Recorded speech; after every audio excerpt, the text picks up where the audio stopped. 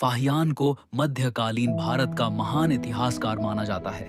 उन्हें बहुजन समाज और भारत के राष्ट्रीय इतिहास के पंथों में शामिल किया जाना चाहिए। फाहियान यह एक चीनी तीर्थ यात्री था जो चंद्रगुप्त द्वितीय के शासनकाल के दौरान एक धार्मिक मिशन पर भारत आया था। उन्होंने चीन से भारत तक पैदल यात्रा की और समुद्री मार्ग से लौट आए।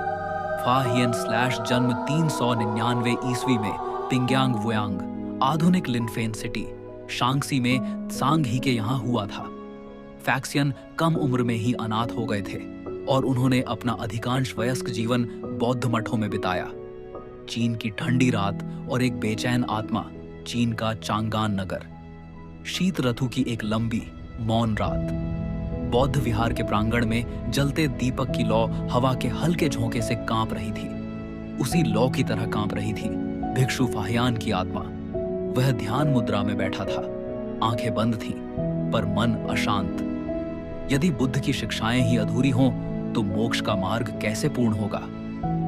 उसके सामने ताड़पत्रों पर लिखे बौद्ध ग्रंथ बिखरे पड़े थे। कई सूत्र अधूरे थे, कई नियमों में विरोधाभास। चीन में पहुंचा बौद्ध धर्म बुद्ध की पूर्ण वाणी नहीं था। फाहियान ने आंखें खोली, दीपक की लौ को देखता रहा। भारत, उसके होठों से अनायास शब्द निकला। वही भारत जहां बुद्ध चले थे, जहां उन्होंने धर्मचक्र घुमाया था, जहां संघ बना था।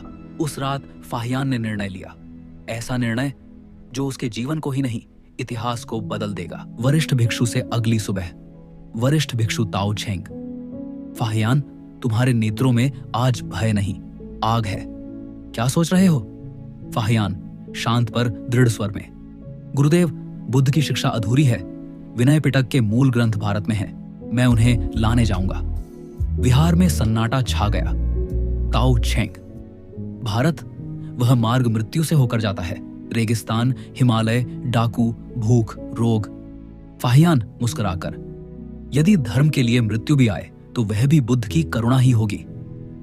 यात्रा का संकल्प कुछ ही दिनों में। फाहियान ने भिक्षु वेश को कसकर बांधा लकड़ी का भिक्षा पात्र उठाया। केवल कुछ ग्रंथ और बुद्ध की प्रतिमा साथ ली। कोई शस्त्र नहीं, कोई धन नहीं, केवल श्रद्धा। चांगान की सीमा पर खड़े होकर उसने अंतिम बार पीछे देखा। यदि मैं लौटूं तो बुद्ध की पूर्ण वाणी के साथ लौटूंगा। यदि न लौटूं तो मेरी अस्थियां भी इसी यात्रा का हिस्सा होंगी। और वह चल पड़ा। रेगिस्तान की ओर बढ़ते हुए उसके सामने फैला था टकलामकान मरुस्थल, जहां हजारों यात्री कभी नहीं लौटे। रेत के उस समुद्र में एक अकेला भिक्षु बुद्ध की तलाश में चला जा रहा था। टकलामकान, मृत्यु का सागर, दूर दूर तक फैली हुई रेत, आकाश से बरसती आग, पैरों के नीचे जलती जमीन और बीच में एक अकेला भिक्षु। टकलामकान मरुस्थल, जिसे लोग कहते थे, जो इसमें गया वह लौट कर नहीं आया। फाहियान के होंठ सूख चुके थे। भिक्षा पात्र खाली था, पर आंखों में अब भी वही शांति थी। मरुस्थल की पहली परीक्षा। दिन का सूरज आग उगलता, रात की ठंड हड्डियां जमा देती। हवा जब चलती तो रेत के कण तीरों की तरह चेहरे पर चुभते। फाहियान रुकता, भूमि पर बैठता और आंखें बंद कर बुद्ध का स्मरण करता। सब दुख अनित्य है, यह पीड़ा भी क्षणिक है। पर शरीर आत्मा की परीक्षा ले रहा था। कंकालों की घाटी। एक दिन रेत के बीच उसे कुछ श्वेत आकृतियां दिखीं। पास जाकर देखा तो वह मनुष्यों के कंकाल थे। किसी के पास टूटा घड़ा, किसी के पास जंग लगा खंजर, किसी के पास यात्रा की थैली। फाहियान का हाथ क्षण भर कांपा। फाहियान, स्वगत। ये भी किसी लक्ष्य की तलाश में निकले होंगे, पर उनका लक्ष्य यहीं समाप्त हो गया। उसने कंकालों के पास बैठकर प्रार्थना की, यदि मेरे कर्म ऐसे हों कि मेरी मृत्यु भी यहां लिखी हो तो उसे स्वीकार है। और फिर वह उठ खड़ा हुआ। अब एक रात भयानक रेत तूफान उठा। आकाश और धरती का भेद मिट गया। दिशाएं खो गईं। फाहियान गिर पड़ा। रेत उसके मुंह, आंखों, वस्त्रों में भर गई। प्यास से गला जल रहा था। फाहियान कमजोर स्वर में, हे तथागत, क्या यही अंत है? उसकी आंखों के सामने बुद्ध की छवि उभरी, पीपल वृक्ष के नीचे शांत बैठे हुए। बुद्ध, मृदु स्वर, फाहियान, तुम धर्म की खोज में हो या जीवन से भयभीत? फाहियान, प्रभु, मैं अधूरी शिक्षा को पूर्ण करना चाहता हूं। बुद्ध, जो स्वयं को भूल जाए वही सत्य तक पहुंचता है। हवा थमी। तूफान शांत हुआ। जीवन की झलक सुबह फाहियान की आंख खुली। दूर रेत के बीच कुछ हरे रंग की झलक। वह लड़खड़ाते कदमों से बढ़ा। वहां था एक छोटा सा जल स्रोत और कुछ झाड़ियां। फाहियान भूमि पर गिर पड़ा। उसकी आंखों से आंसू बह निकले। जीवन अभी शेष है। मार्गदर्शक कारवां उसी दिन रेगिस्तान से गुजरता एक व्यापारी कारवां वहां पहुंचा। कारवां प्रमुख, भिक्षु, तुम जीवित कैसे हो? फाहियान मुस्कुराकर, करुणा के सहारे। व्यापारी उसे अपने साथ ले गए। उन्होंने बताया, तुम पामीर की ओर बढ़ रहे हो। आगे पर्वत है जहां आकाश और धरती मिलते हैं। फाहियान ने सिर झुकाया। रेगिस्तान पार हो चुका था, पर आगे खड़ा था हिमालय से भी भयावह पामीर पर्वत, जहां सांस लेना भी तपस्या थी। फाहियान ने पर्वतों की ओर देखा और बुदबुदाया, पथ कठिन होता जा रहा है, पर लक्ष्य निकट है। पामीर, पर प्रकृति की परीक्षा अभी समाप्त नहीं हुई थी। फाहियान के सामने आकाश को चीरते हुए खड़े थे पामीर पर्वत। सफेद बर्फ से ढके शिखर, नीचे गहरी खाइयां और चारों ओर एक ऐसा मौन जो मनुष्य को स्वयं से आमने सामने खड़ा कर देता है। कारवां के लोग रुक गए। कारवां की चेतावनी, कारवां प्रमुख, भिक्षु, आगे का मार्ग देवताओं का नहीं, मृत्यु का है। दूसरा व्यापारी, यहां हवा ही शत्रु बन जाती है, कई लोग नींद में ही मर जाते हैं। फाहियान ने पर्वतों को देखा। उसकी आंखों में न भय था न दुविधा।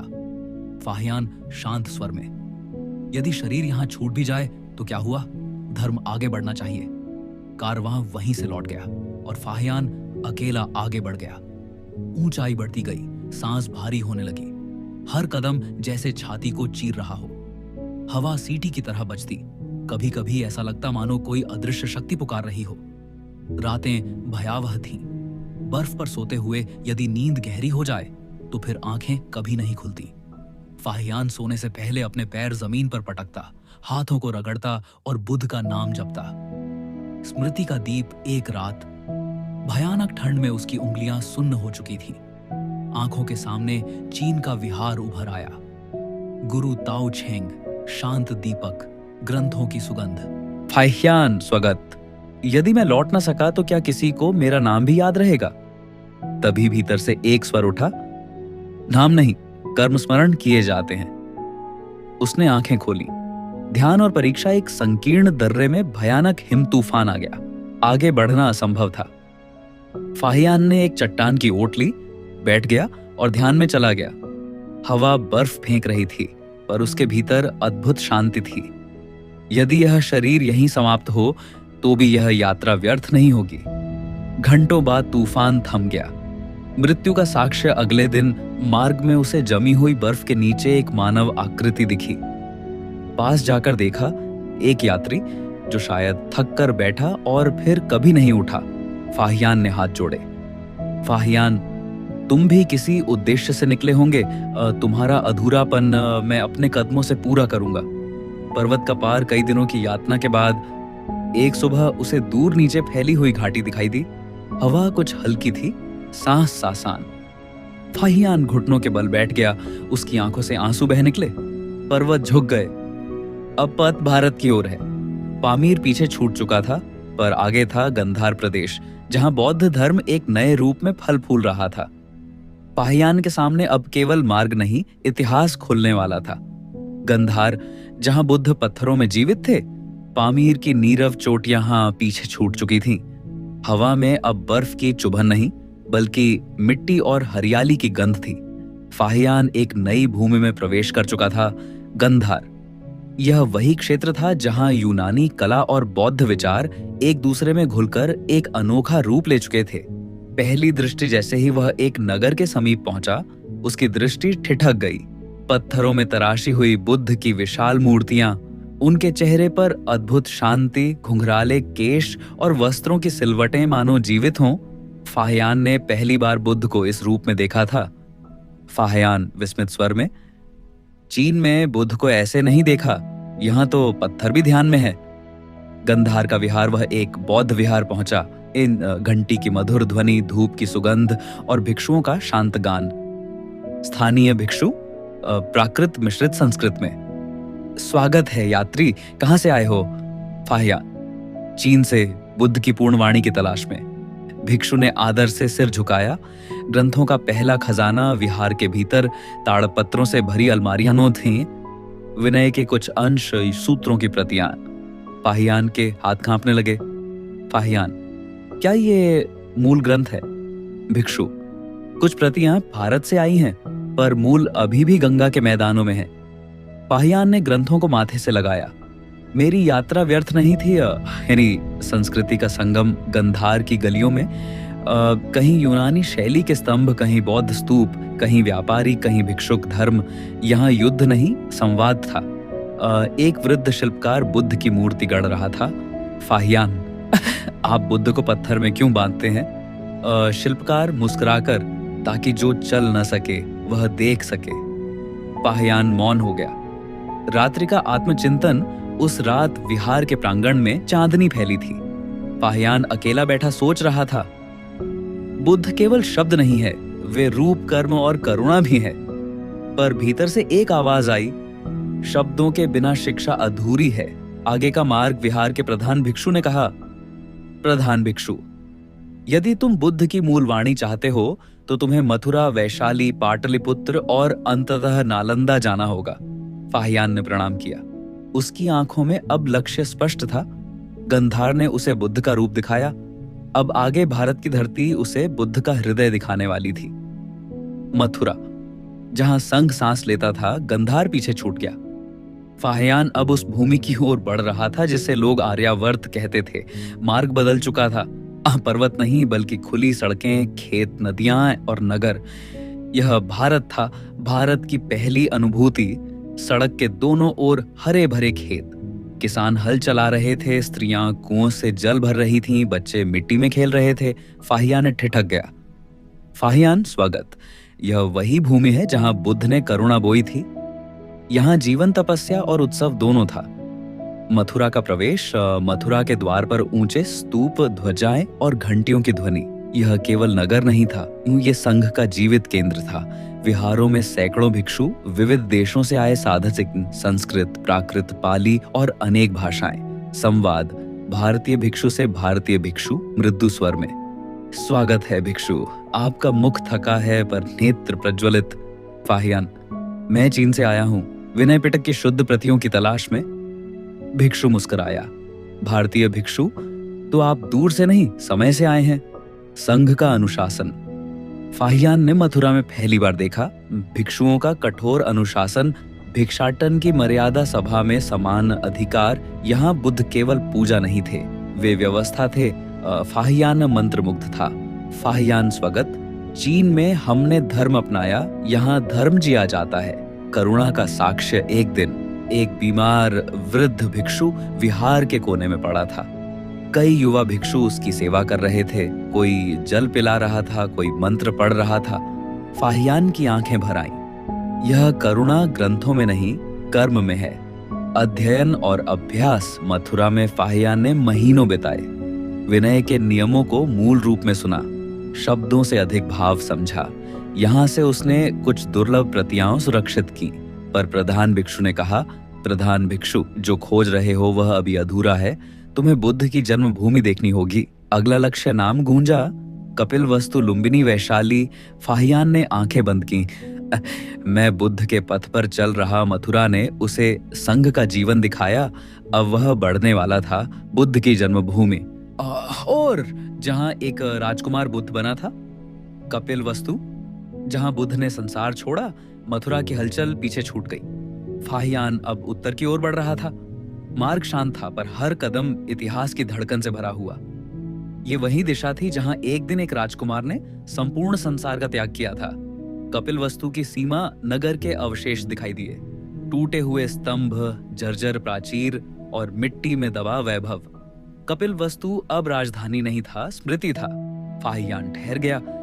फाहियान, धीमे स्वर में, यहीं सिद्धार्थ ने राजसी वस्त्र उतारे होंगे।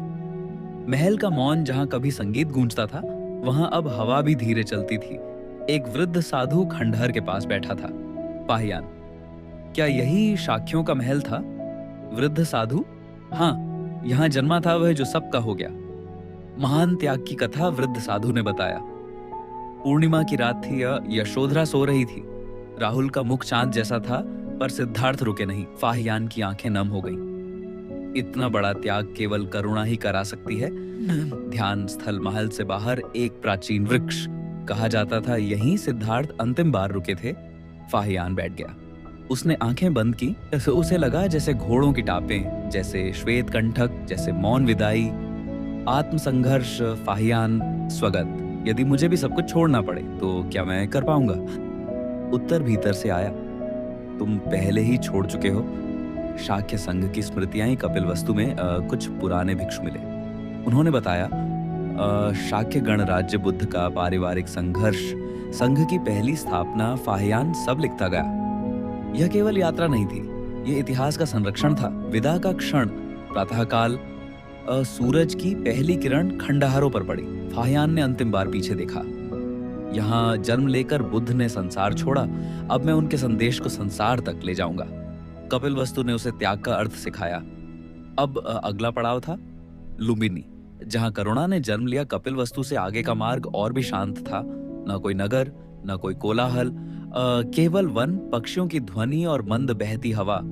फाहियान जानता था वह उस भूमि पर कदम रख रहा है जहां इतिहास ने पहली सांस ली थी। लुम्बिनी वन का प्रवेश, वन के भीतर एक अलौकिक शांति थी। ऐसा लगता था मानो पेड़ भी ध्यान में हो। फूलों की सुगंध हवा में तैर रही थी। फाहियान के चरण अपने आप धीमे हो गए। फाहियान, स्वगत। यही जन्म हुआ होगा उस करुणा का जिसने संसार बदल दिया। माया देवी का स्थल एक साधारण सा पत्थर भूमि में जड़ा हुआ, पास ही एक शांत जलकुंड। स्थानीय भिक्षु ने बताया, भिक्षु यही रानी माया ने सिद्धार्थ को जन्म दिया था। फाहियान भूमि पर बैठ गया। उसकी आंखें नम थीं। राजा नहीं, योद्धा नहीं, एक शिशु जन्मा था जिसने दुख को देखा। जन्म और मौन। फाहियान ने ध्यान किया। उसके मन में एक दृश्य उभरा। वन में शांति, माया देवी का शांत मुख और नवजात का रोना। पर वह रोना दुख नहीं, जागरण था। जीवन का चक्र। लुम्बिनी में कोई वैभव नहीं था, न भव्य मंदिर, न स्वर्ण, केवल स्मृति। फाहियान समझ गया, बुद्ध की महानता जन्म से नहीं, जीवन से बनी। लेखन का संकल्प वहीं बैठकर फाहियान ने अपने यात्रा वृत्तांत में लिखा। जो यहाँ आए उसे मौन सीखना चाहिए, क्योंकि बुद्ध की करुणा शब्दों से पहले मौन में जन्मी थी। प्रस्थान संध्या के समय लुम्बिनी की छाया लंबी हो गई। फाहियान उठा। अब अगला लक्ष्य था वैशाली, जहां बुद्ध ने समाज को दिशा दी थी। लुम्बिनी ने उसे जन्म का अर्थ दिखाया। अब वह जाने वाला था उस नगर में जहां बुद्ध ने मानवता को समानता सिखाई। वैशाली, गणतंत्र और करुणा। लुम्बिनी का मौन पीछे छूट चुका था। अब मार्ग अधिक जीवंत हो रहा था। सड़कों पर यात्रियों की चहल पहल, व्यापारियों की काफिले और दूर से सुनाई देती सभा की ध्वनियां। फाहियान समझ गया, वह वैशाली के निकट है, एक अनोखा नगर। वैशाली कोई साधारण नगर नहीं था, यह गणराज्य था जहां राजा नहीं, सभा निर्णय लेती थी। स्त्रियां, व्यापारी, साधु, सबकी अपनी आवाज थी। फाहियान विस्मित था। फाहियान, स्वगत। यहाँ शासन भी बुद्ध की शिक्षा जैसा है, समान और करुणामय। आम्रपाली की भूमि नगर में प्रवेश करते ही उसे एक नाम बार बार सुनाई दिया, आम्रपाली।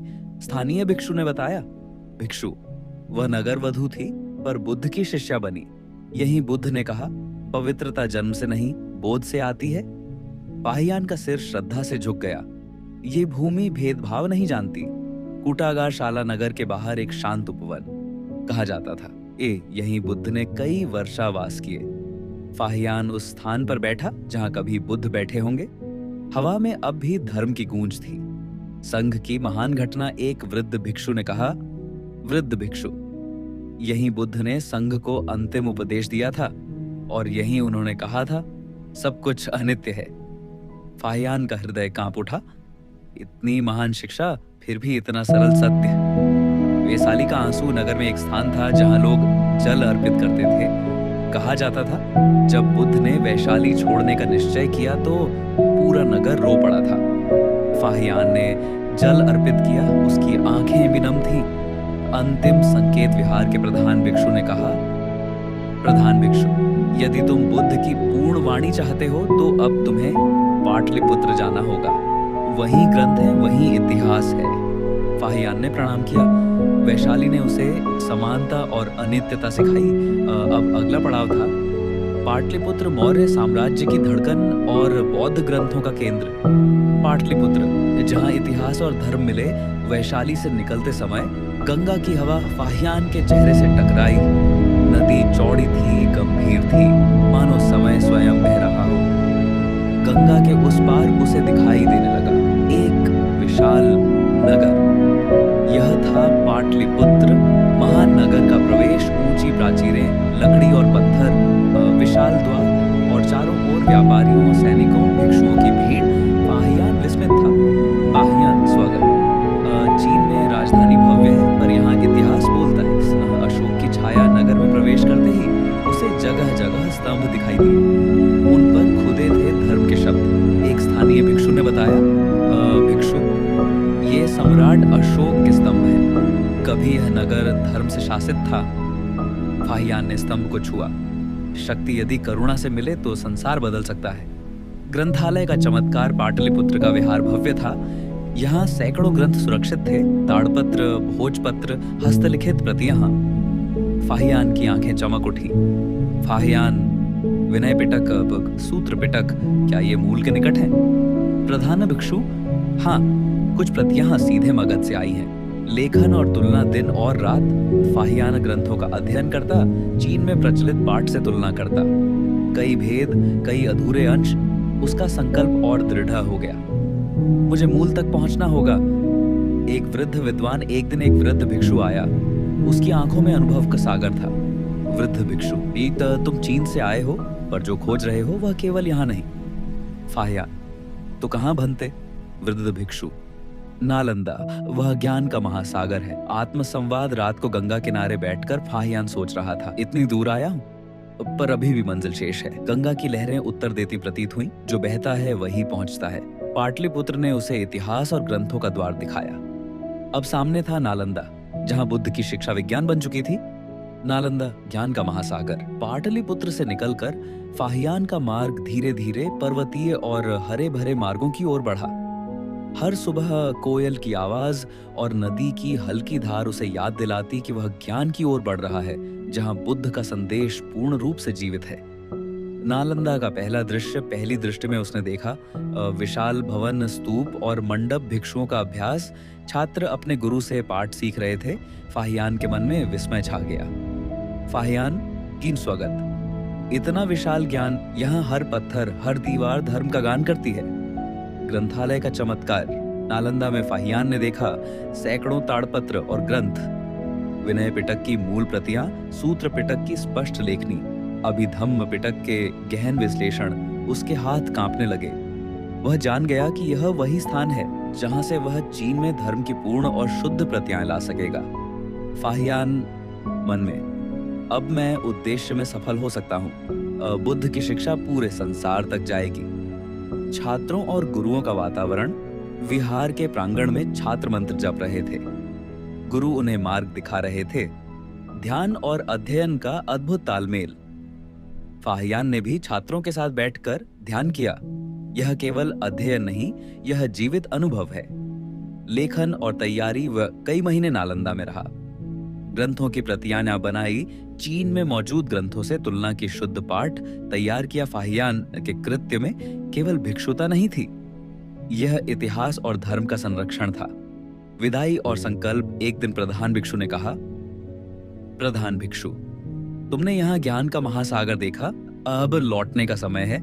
इस ज्ञान को अपने देश ले जाओ ताकि बुद्ध की शिक्षा पूर्व और पश्चिम में जीवित रहे। फाहियान ने सिर झुकाया। मैं केवल यात्रा नहीं कर रहा, मैं करुणा, न्याय और धर्म पूरे संसार में ले जा रहा हूं। चीन वापसी। बुद्ध का संदेश लेकर नालंदा की प्राचीन दीवारों को पीछे छोड़कर फाहियान ने अपने यात्रा पथ की ओर देखा। सैकड़ों ग्रंथ, ताड़पत्र और बुद्ध की शिक्षाएं उसके भिक्षा पात्र में नहीं, बल्कि उसके हृदय में भी थी। अब मैं लौटूंगा, पर यह यात्रा केवल भौगोलिक नहीं, यह ज्ञान, करुणा और अनुशासन का प्रचार होगी। मार्ग कठिन, पर हृदय उत्साहित। वापसी का मार्ग पहली यात्रा से भी कठिन था। बर्फीले पर्वत, रेगिस्तान के सूखे पठार, नदियों की गहरी धाराएं। फाहियान ने कई बार सोचा कि क्यों इतनी कठिनाई। लेकिन हर बार बुद्ध की छवि और उनका संदेश उसे आगे बढ़ाती रही और टकलाम कान पार किए। तूफान, बर्फ और रेत अब उसके लिए डर नहीं रहे। जो ज्ञान पाने की इच्छा में डूबा हो उसके लिए मृत्यु भी सहायक है। मार्ग कठिन है पर परिणाम अमूल्य है। स्थानीय लोगों के साथ संवाद मार्ग में वह स्थानीय लोगों से मिला। पहाड़ी साधक, रेगिस्तानी व्यापारी, नदी किनारे मछुआरे, फाहियान उन्हें सुनाता। बुद्ध का संदेश, करुणा और अनित्यता का अर्थ। लोगों की आंखों में आशा चमक उठी। यह केवल यात्रा नहीं, यह परिवर्तन है। चीन में पुनः प्रवेश। अंततः फाहियान ने चीन के द्वार देखे। चांगान लौटकर वह अपने गुरुओं और भिक्षुओं के बीच गया। वह केवल जीवित नहीं लौटा बल्कि बुद्ध की शिक्षा का खजाना लेकर आया। ग्रंथों की शुद्ध प्रतियां, नालंदा और भारत की स्थलीय कहानियां से करुणा, तपस्या और अनुशासन के अनुभव चीन में बौद्ध धर्म का स्वरूप अब और भी समृद्ध हुआ। संदेश का प्रसार। फाहियान ने ग्रंथों की प्रतियां चीन के प्रमुख विहारों में वितरित की। भिक्षुओं ने उनका अध्ययन किया। शिक्षा अधिक गहन और शुद्ध हुई। बुद्ध का संदेश अब चीन में गूंजने लगा। फाहियान ने महसूस किया, यात्रा भले ही समाप्त हो पर धर्म और करुणा अनंत हैं। फाहियान की आंखों में अब केवल भौगोलिक सीमाएं नहीं थीं, बल्कि बुद्ध का संदेश, ज्ञान और करुणा का महासागर चमक रहा था। उसने स्वयं से कहा, यह केवल मेरी यात्रा नहीं थी, यह संपूर्ण मानवता की यात्रा थी और यह संदेश हमेशा जीवित रहेगा। चीन में बौद्ध धर्म का विस्तार और फाहियान का योगदान चांगान पहुंचते ही फाहियान ने अपने गुरु ताओ चेंग से मुलाकात की। गुरु ने उसे देखा और मुस्कुराए। ताओ चेंग मुस्कुराते हुए, तुमने न केवल यात्रा पूरी की बल्कि बुद्ध का संदेश सदियों तक जीवित रखा। फाहियान ने सिर झुकाया और धीरे से कहा, मैं केवल साधक हूं पर बुद्ध की शिक्षाएं अनंत काल तक संसार में गूंजेंगी। इस प्रकार फाहियान की भारत यात्रा न केवल भौगोलिक यात्रा थी बल्कि ज्ञान, करुणा और धर्म की यात्रा बन गई। समापन टिप्पणी। फाहियान की यात्रा हमें सिखाती है कि धैर्य और तपस्या से ज्ञान मिलता है। करुणा और अनुशासन जीवन का मूल है और सबसे महत्वपूर्ण सत्य का संदेश साझा करना सिर्फ एक व्यक्ति का नहीं, संपूर्ण मानवता का कार्य है।